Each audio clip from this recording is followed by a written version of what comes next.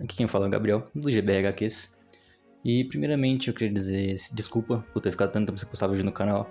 Admito que não tem muita desculpa pra isso, eu realmente só desanimei mesmo e parei de fazer vídeo. Porém, eu parei pra ler os comentários dos vídeos anteriores e eu percebi que realmente tem gente, eu não sei porquê, não sei como, que realmente gosta desse canal. Então eu resolvi voltar.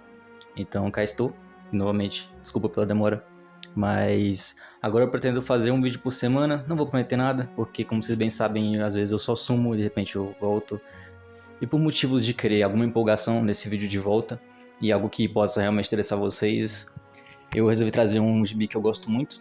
Na verdade eu gosto muito do autor, Junji Ito. Esse no caso é o Zona Fantasma, um dos gibis dele lançado pelo Pocket Nankin, que eu vou mostrar pra vocês ele um pouco mais de perto.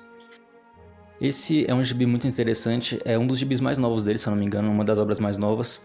São vários contos isolados um do outro aí dentro. E tem uma coisa interessante sobre essa obra, que ela tem um pós-fácil, e nesse pós-fácil o próprio Junji Ito ele cita que tá difícil encontrar inspiração ou criatividade mesmo hoje em dia. Então ele fala que ele revirou as gavetas de ideias antigas dele para fazer essas histórias, e todas elas realmente vieram de ideias antigas anotadas que ele tinha há um bom tempo atrás, desde o início da carreira dele praticamente. E se essa obra pro Junji Ito realmente significa que ele tá sem criatividade, caras, a gente vai ter muito Junji Ito, muito inovador durante um bom tempo, porque isso é muito bom. E eu quero mostrar pra vocês o porquê eu gostei tanto disso mais de perto, então vamos nessa. Então aqui está esse lindo gibi chamado Zona Fantasma, publicação da Pocket Nankin. E tem o mesmo formato dos materiais da Masterpiece Collection, que são os materiais que envolvem Tomei, Frankenstein, Maldições de Soichi e outros. E todos esses materiais eles vieram com 4 cartas. Esse daqui ele foi meio que a conclusão, né? Vieram as últimas 4 cartas e a caixinha, né? O box para uma das cartas. Esse aqui é o box 7, né? Das cartinhas. Cartinhas dessas que eu não sei se vocês conhecem, mas né, são estas cartas aqui. Né? Tipo um baralho de tarô, com esse fundo bem maneiro. E cada um tem um personagem do Junji Ito, né? Então essa é a coleção completa. Porém, depois disso eles lançaram o artbook. E no artbook tem mais 2 cartas extras que são douradas e tudo mais. Mas essas eu não tenho não. Até porque esse artbook tem que ser no site deles, isso é meio caro, então eu resolvi deixar pra lá. Talvez algum dia eu venha adquirir ele, mas não sei quando e não sei nem se eu vou conseguir com as cartas, né? Dependendo do momento em que eu pegar ele. Mas enfim. E essa é a caixinha fechada. Bem bonita, eu gostei bastante. Então agora vamos direto para a obra. Essa é a sobrecapa, né? Deixa eu retirar a sobrecapa aqui. Então essa é a sobrecapa dele. Sobrecapa bem bonita, né? Essas 2 artes são bem interessantes. Principalmente essa. Essa é minha favorita, acho muito legal. Essa não fica atrás, né? Realmente muito bonita, porém eu gosto mais da outra. E essa é a lombadinha com a sobrecapa. Com essa cor que parece até metalizada. Não é metalizada, mas ela dá essa aparência de ser, né? Acho bem legal essa cor deles, roxa com indo pra um laranja, assim, interessante. E esse é um mangá sem a sobrecapa. Eu gosto muito quando tem esse contraste, sabe? Que a contracapa é bem colorida e quando você vai pra capa, ela é bem preta desse jeito. É uma situação que se repete em alguns outros mangás dele. E um deles que eu consigo lembrar de cabeça agora é Vênus Invisível, que eu tenho aqui só pra mostrar também. Ele também tem esse lance dessa capa super colorida, super bonita. Esse aqui ainda vai ter vídeo no canal, tá? A matéria eu gosto bastante também do Junji Ito. Então um dia eu trago pra vocês, falando um pouco mais sobre ele.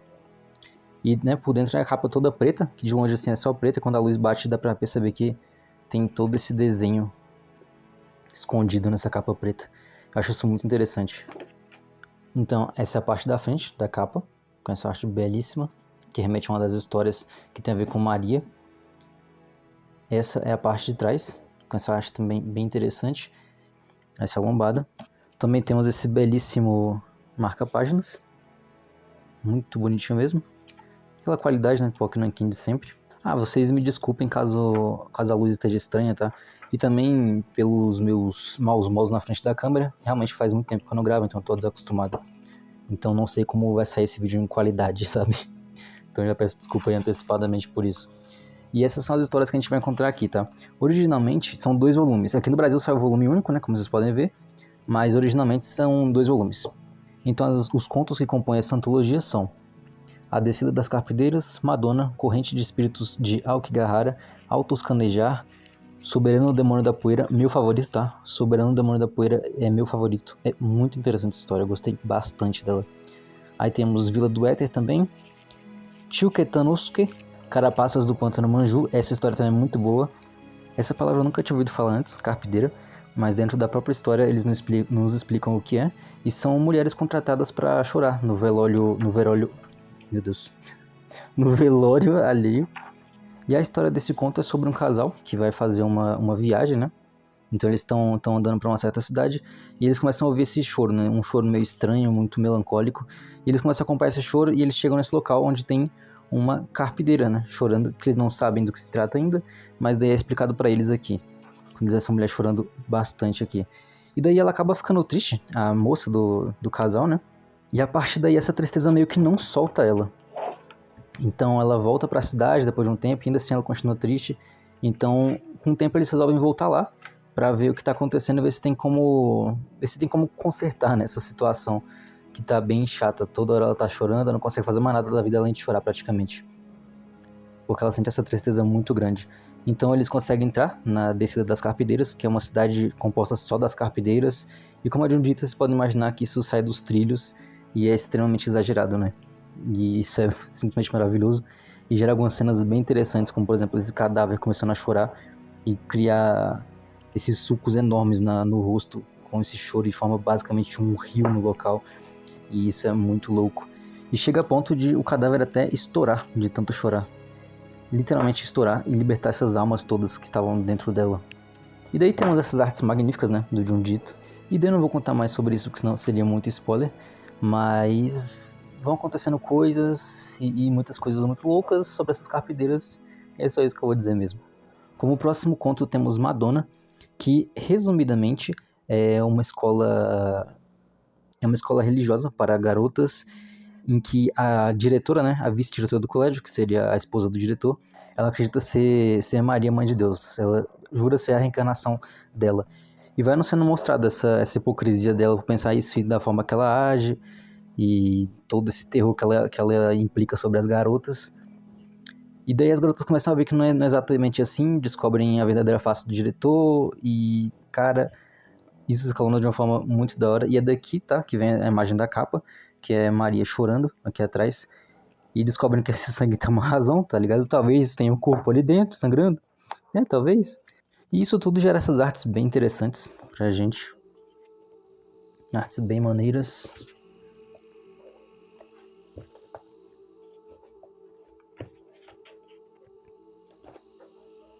Essa aqui é bem interessante mesmo, hein?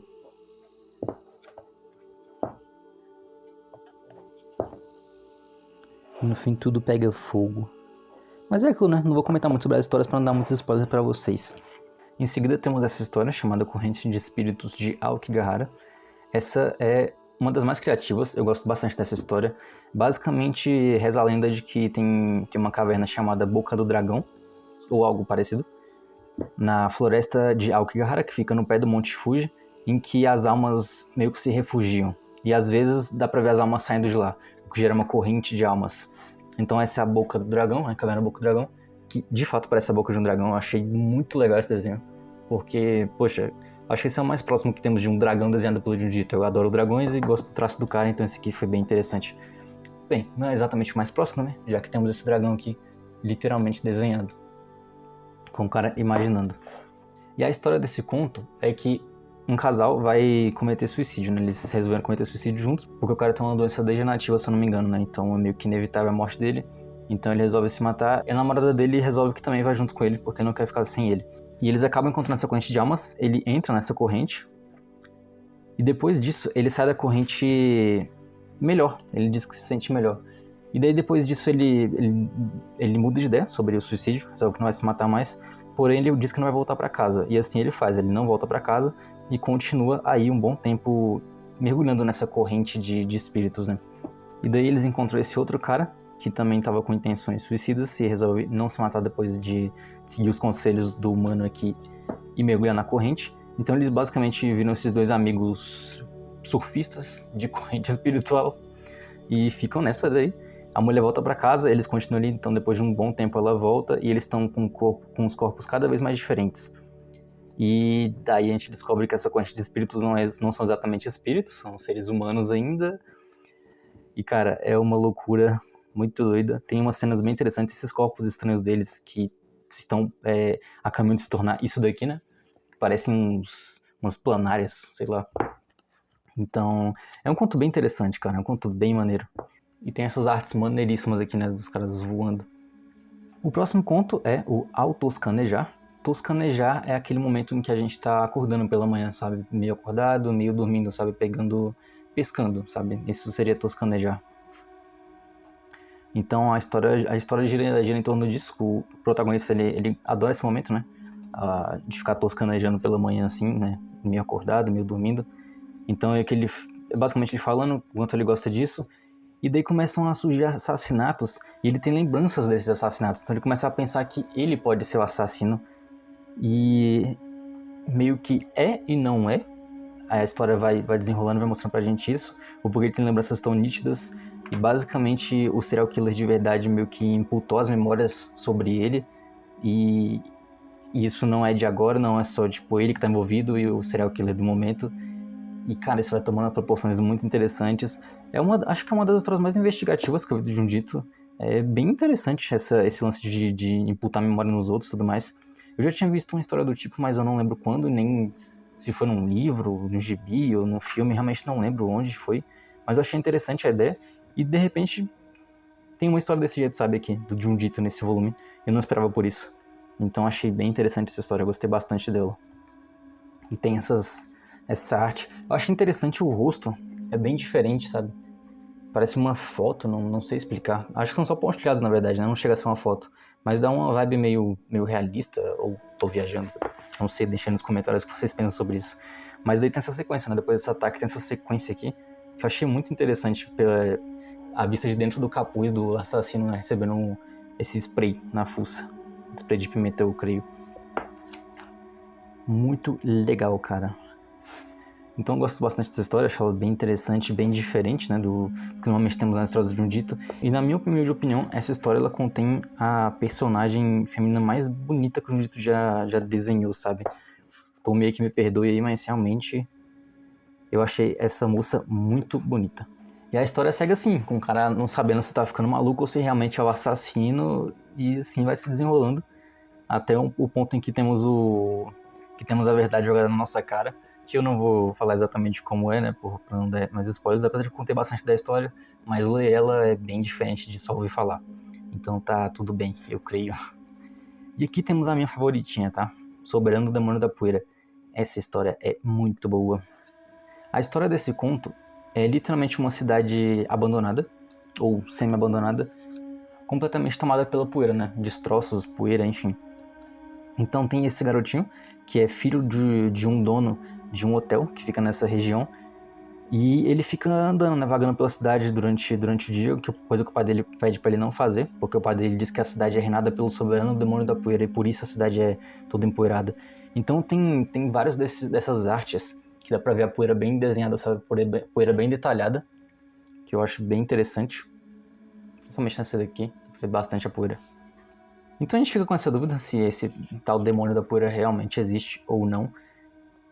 Mas de acordo com o pai, ele existe e toda a culpa da poeira que invade a casa deles é desse soberano demônio da poeira. Então o pai dele fica muito bravo toda vez que ele sai de casa, ainda mais quando ele traz algum bicho de pelúcia, como foi o caso desse macaquinho, né, pra casa, com poeira. Esse é o pai dele contando a história do soberano demônio da poeira, que ele jura existir de pés juntos. E daí o garoto começa a perceber que a poeira não tá vindo de nenhum demônio, ou de fora, ou da cidade em si. Tá vindo mesmo é do teto deles. A poeira que toma conta da casa vem do teto, né? Do porão, sótão que fica em cima? Sótão, né? Do sótão. Então ele acaba entrando nesse andar de cima e se depara com isso daqui. E daí acima disso tá o sótão. E aí, cara, esse sótão é uma doideira. Tem essa babá que parece ser super gente boa e não é bem assim quando a história vai indo. Então, basicamente, essa conta é tudo sobre poeira. E é bem interessante porque quem não se incomoda com poeira, né? Eu acho que é um conto que muita gente vai se identificar porque, inclusive, eu odeio poeira. Você limpa a sua estante de gibis num dia e no outro ela já tá dominada pela poeira, então isso é bem irritante. Enfim, claro, aqui tá num nível, né, estratosférico, né, extremamente extrapolado, né, por ser de um dito. Mas, cara, essa história realmente é muito interessante, tá? Eu gosto dela. E daí vai tratar sobre desonra familiar, né? E essa parada de você querer esconder por baixo dos panos os podres da sua família e outras coisas mais. Então eu conto que vai tomar proporções muito da hora. Eu quero mostrar pra vocês a última página desse conto. Na verdade, primeiro vamos dar uma olhada nessa aqui, que essa aqui é bem interessante, tá? Essas poeirinhas andando e formando um corpo, acho isso sensacional, velho. Mas a última arte desse conto é muito maneira, é muito gráfica, sabe? Não gráfica no sentido de ser perturbadora, mas porque é bonita mesmo. Essa aqui, no caso. Eu acho essa arte belíssima, cara. Teoricamente, o soberano demônio da poeira aí. Muito interessante essa arte, acho bem legal. E essa aqui também, ele encarando o moleque. Enfim, curti bastante esse conto, tá? Esse conto é um dos meus favoritos facilmente dele. Do Jiu-Jitsu no geral, né? Não só desse compilado. Esse aqui, Vila do Éter, é o que traz a imagem da sobrecapa, né? Dessa moça aqui. Eu esqueci exatamente como eles chamam aqui, mas são basicamente aqueles mecanismos, tipo um gerador infinito, sabe? Que a energia é infinita, o movimento sempre é contínuo, independente de ter ou não uma fonte de energia. Então é basicamente sobre essa loucura aí, né? É um negócio muito bem desenhado. São desenhos bem diferentes aqui do Jiu-Jitsu, por isso que eu gostei bastante também dessa história. Achei bem criativo, né? Porque eu não lembro de nenhuma história do Jiu-Jitsu que tenham muitos mecanismos desenhados.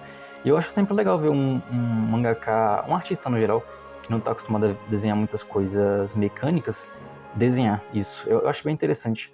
Como, por exemplo, o Jiro Taniguchi.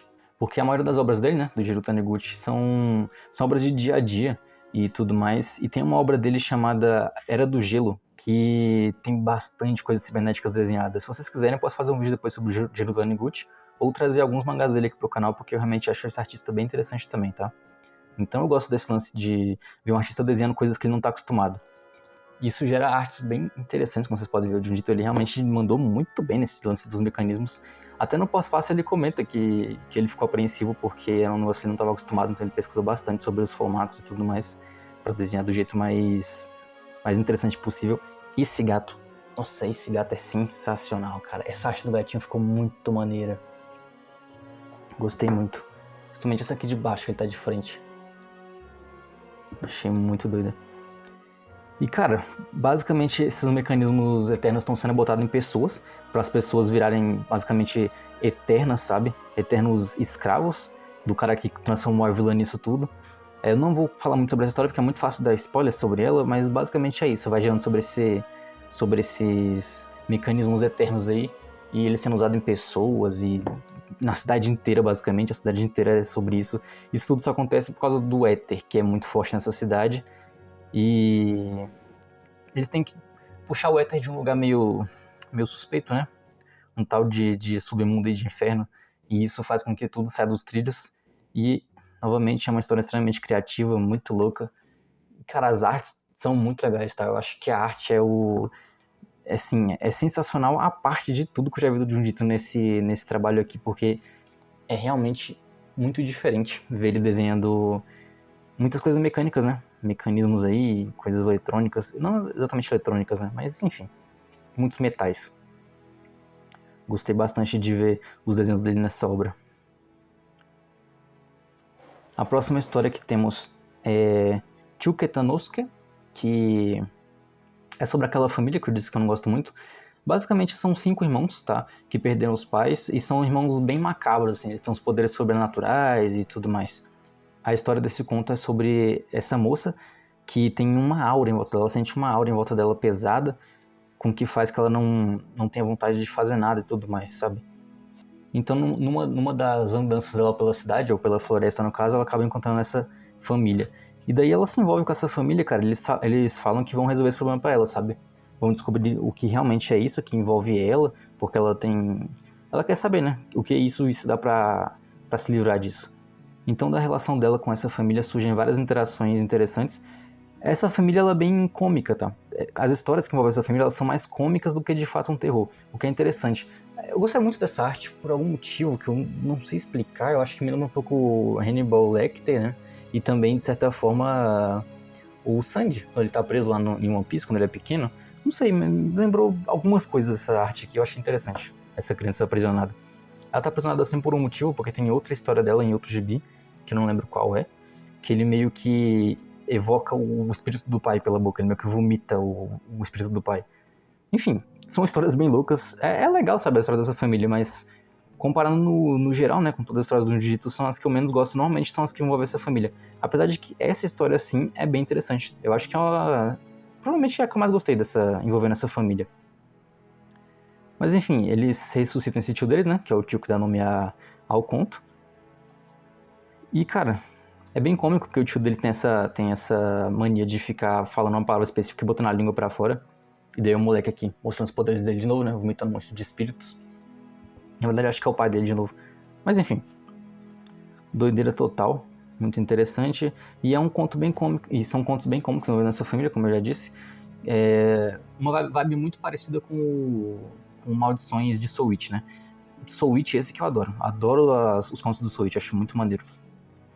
Principalmente aquele que envolve o Binzo, que é um suposto filho dele. Mas enfim, chegamos à última história, Carapaças do Pântano Manju, que, cara, esse é muito legal. Eu gostei desse aqui por motivos de envolver corvos e tartarugas, que são dois animais que eu adoro, e eles exploram um comportamento do corvo que pouca gente sabe que eles têm. Não só o corvo, outras aves também têm esse comportamento, que é o fato de, quando eles não conseguem abrir uma presa, assim, por conta própria, eles têm o costume de pegar ela. Isso eles fazem com tartarugas e outros animais de carapaça também, tipo caramujo, essas coisas. Eu vi isso num documentário um dia, eu acho. Então, eles basicamente pegam e arrumam um jeito de quebrar que não dependa deles. No caso aqui, eles jogam na rua e um caminhão passa por cima. Isso é uma coisa que realmente acontece na vida real, então achei bem interessante ele mostrar isso no gibi. E depois eles vão lá e se alimentam da carcaça, depois da tartaruga ser estourada pela roda de um carro ou de um caminhão, no caso. E, cara, do que se trata isso aqui? Essas tartarugas, todas elas têm meio que um rosto na parte de baixo da carapaça. Elas parecem muito o rosto de alguém que está na cidade. Então esses corvos, eles fazem isso para se alimentar da tartaruga, porém depois eles pegam essa carapaça e eles jogam na casa de alguém. E daí essa pessoa sabe, a pessoa que tem o rosto, né, que está estampado ali, sabe que vai morrer em poucos dias. E a história gira em torno disso, desse presságio, né, dos corvos, e as pessoas entendendo que vão morrer. E daí nosso protagonista, ele meio que adota uma dessas tartarugas, o pai dele fica bravo, porque o pai dele trata ele igual um lixo, tá? Eles têm uma relação bem ruim. Porém, um certo dia, um dos corvos traz a máscara a máscara não, né? A carapaça com o rosto do pai dele. O pai dele fica desesperado e se livra da máscara e acha que resolveu a situação, mas não resolveu nada. Enfim. E daí o moleque fica feliz com a morte do pai, porque eles tinham uma relação ruim. E daí ele vai lá alimentar as tartaruguinhas, fazer amizade com elas e com os corvos. Porém, como nada são flores, né? Tem um momento em que roubam a tartaruga dele, que ele chamava de mãe, porque ele tinha um rosto que lembrava a mãe dele, por isso que ele adotou essa tartaruga. Mas, cara, tem esse momento de loucura dele em que ele pega uma katana e simplesmente vai obliterar os corvos com as próprias mãos. É um momento muito louco. E ele acaba tendo um fim aí na montanha, né? Acaba sendo morto e no final devorado pelas tartarugas. É um conto muito interessante, eu realmente gostei dele.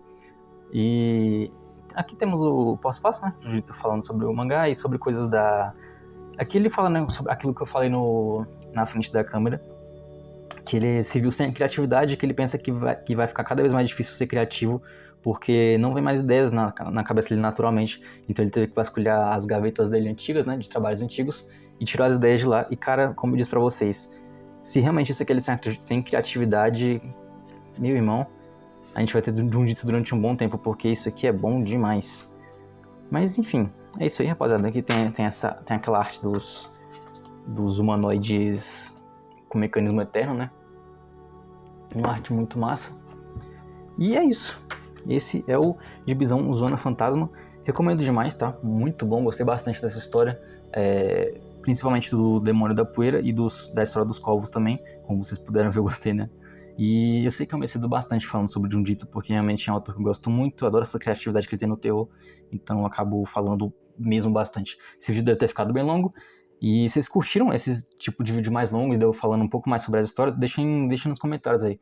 Podem fazer algumas perguntas também se vocês quiserem, que daí eu penso em fazer algum vídeo de respondendo perguntas ou coisa do tipo. E é isso, rapaziadinha.